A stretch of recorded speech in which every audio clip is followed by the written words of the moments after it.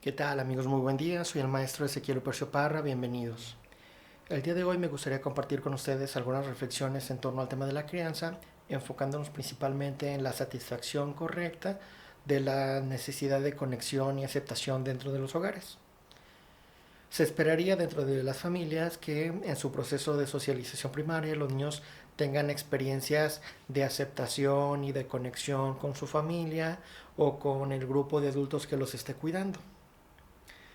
Esto puede tener muchas manifestaciones, desde cómo le hablamos al niño, si lo hablamos con amabilidad, con calidez, con amor, con cariño, con atención, etcétera. Y también y sobre todo cómo reaccionamos ante su sufrimiento emocional. Van a existir muchas familias que dentro de su cultura familiar, cuando el niño está sufriendo, lo van a castigar o lo van a atacar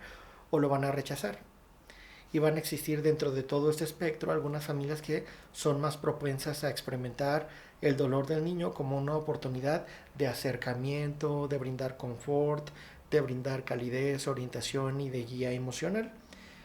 Estas experiencias repetidas durante muchos años van cambiando la manera en la que el niño se entiende a sí mismo, comprende a los demás y se enfrenta a la vida en general. ¿Sí? Entonces vamos a entender que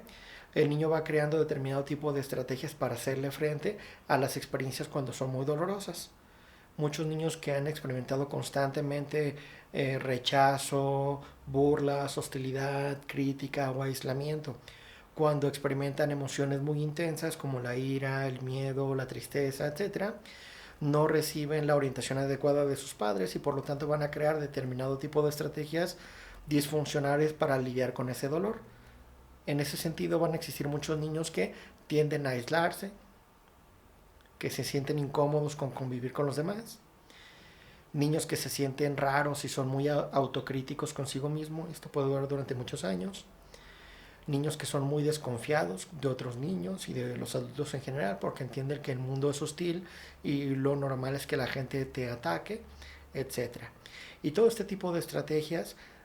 van creando problemas a largo plazo porque van a impedir que las conexiones normales que vamos a tener con una pareja, con los amigos, con los compañeros de la escuela, con los compañeros del trabajo, sean suficientemente equilibradas para poderse mantener en un nivel satisfactorio y a largo plazo. ¿Sí? Es decir, muchas estrategias disfuncionales o maladaptativas que los niños y preadolescentes aprendieron adaptándose a un entorno familiar hostil que no se caracterizaba por la aceptación y el amor, van a crear problemas porque van a crear picos en su personalidad, ¿sí? Y también van a crear determinado tipo de estrategias que van a impedir su conexión con la sociedad en general.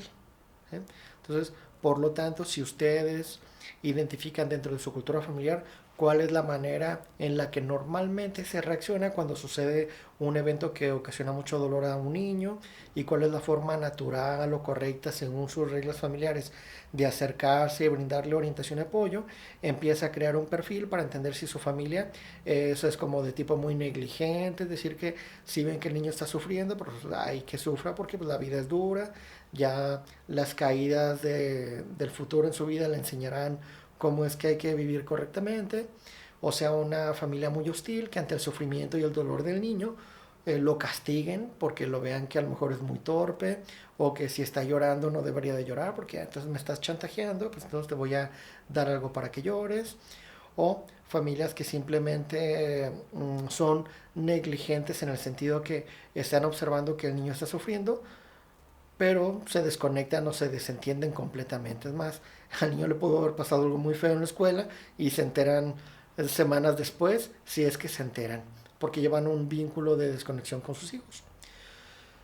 En ese sentido, lo más correcto y lo más adecuado sería buscar una conexión y aceptación suficientemente buena en nuestras interacciones con los niños para que la cultura familiar esté orientada a una satisfacción emocional suficiente y cree personalidades más equilibradas y estrategias de habilidades, es decir, de interacción con el resto de la humanidad que sean normativas para el grupo social donde se mueve y que brindan, por ejemplo, por eso mismo, satisfacción a largo plazo. Con satisfacción a largo plazo me refiero a que si uno desarrolla una suficiente sensación de amor propio,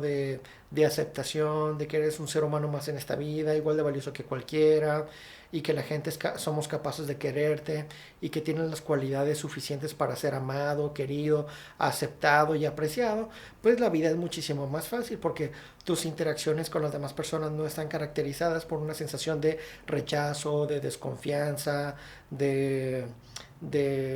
suspicacia de cuando se acercan a ti, etcétera. Y por lo mismo va a ser muchísimo más sencillo que puedas iniciar y mantener durante muchos años una vida de pareja satisfactoria, amistades, relaciones con compañeros de trabajo y pues con la sociedad en general. Puede empezar a observar cómo son este tipo de patrones dentro de su propia familia para identificar qué tipo de ajustes sería necesario adquirir, qué tipo de pericias, qué tipo de habilidades que sí permitan la adecuada satisfacción de esta necesidad emocional básica del ser humano. Muchísimas gracias y nos vemos en el próximo video. Hasta luego.